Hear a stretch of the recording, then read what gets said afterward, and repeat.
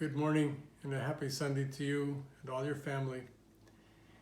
As we look at the readings from the liturgy today, the first is from the Hebrew Scriptures, chapter 27 and the beginning of chapter 28.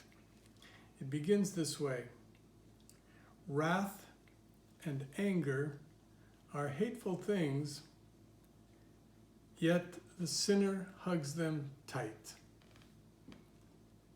Have you ever held on to anger, real hatred of someone? He goes on to say that when a person nourishes that anger inside him or inside her, by nourishing it means you take great satisfaction in hearing about this person that you don't like and that they've had difficulties and troubles, and you nourish the anger in you so that it grows, stays fresh. The question that Sirach asks then is, are you the same one who went to God recently and asked for forgiveness and God forgave you, but now you're not willing to forgive someone else? I had a person in my experience who 10 years ago did some things that really offended me and even more offended the people with whom I lived and worked. And I told him exactly what the problem was, and he didn't like it, and I didn't like his attitude, and from that day on, we did not talk.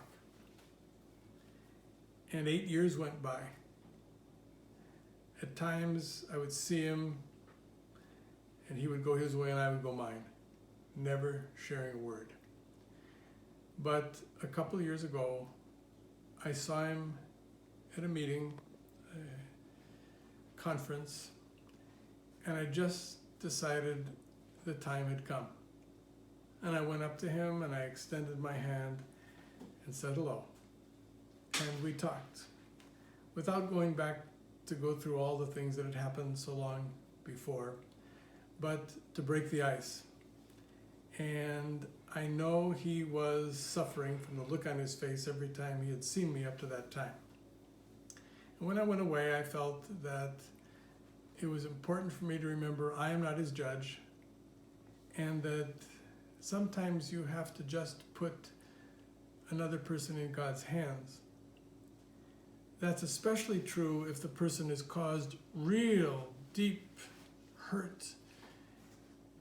If a person comes, for example, to my office and says that she has been abused by someone, the last thing I would tell her is to go back after the appointment and call that person up and tell him that she wants to forgive him. In a case like that, when someone is deeply traumatized, I think it's important to understand that forgiveness means letting go of the hatred and letting go of the person and putting that person in God's hands, and let God take it from there and pray for the person. In the gospel reading, Jesus says that a man owed a great amount of money to the king, and the king forgave him. But as soon as he had been forgiven, the man went out and ran into one of his fellow workers who owed him a little bit, and he would not forgive that man. And again, the question is, if God forgives me, should I not in turn pray to God for the grace to let go of anger and fear and forgive the other person, or at least release them and let them go? During this coming week, you might stop and think, are there 2, 3 people in your life?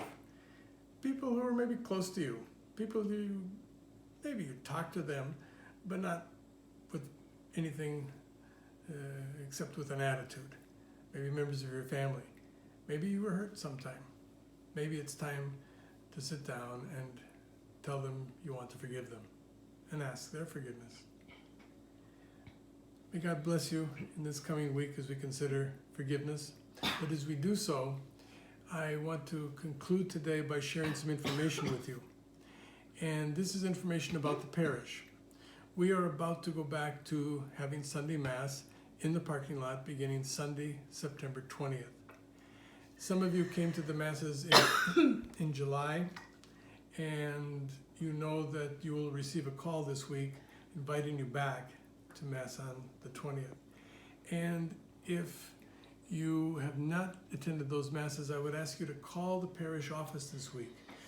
Call between 1 and 5 in the afternoon, Monday through Saturday, and the secretary will help you select the Mass that you can attend and tell you how to do that. So we look forward once again, finally, to being together for regular services each Sunday. And let's pray that the pandemic will lessen in Los Angeles and finally find its cure through our scientists and our prayers. So may God bless you and have a good week, everyone.